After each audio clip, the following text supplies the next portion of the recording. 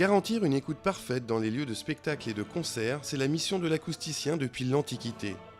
Inaugurée en 2015, la Philharmonique de Paris est le dernier né des lieux emblématiques consacrés à la musique dans la capitale. Le pari des architectes et des acousticiens est audacieux.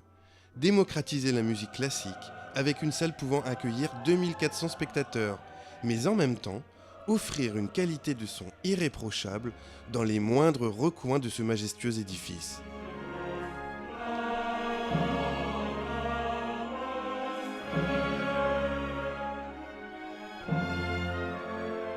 Entre le concours et la réception, se sont écoulées presque une dizaine d'années.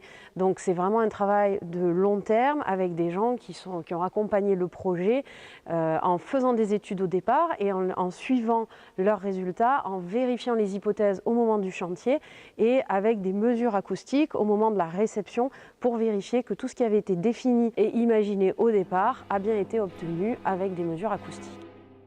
Ici, les acousticiens ont travaillé en amont sur une maquette et des simulations 3D qui ont été spécialement créées à cet usage, ce qui a permis de prévoir le comportement acoustique avant la construction. Ainsi, chaque détail a été traité par des moyens et matériaux spécifiques, afin de répondre aux exigences d'écoute de ce lieu de prestige.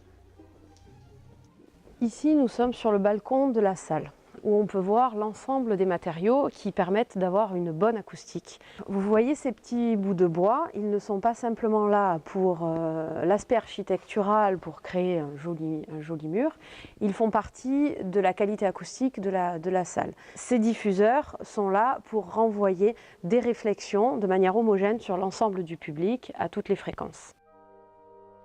Ces éléments ont été dimensionnés sur l'ordinateur pour gérer la qualité d'écoute suivant différentes configurations, comme la canopée centrale mobile, qui modifie le comportement de la salle en fonction de sa hauteur, ou les vagues poétiques qui font office de réflecteurs, sans oublier une source importante d'absorption.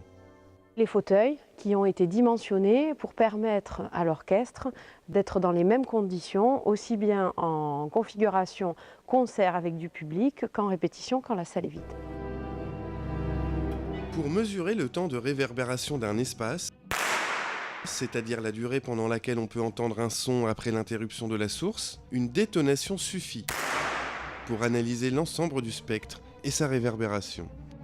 Ainsi, chaque espace, salle de concert, théâtre, opéra, mais aussi hall d'entrée, gymnase, piscine ou réfectoire, sera traité par des acousticiens afin d'offrir un confort d'écoute optimal à chacun de ces lieux.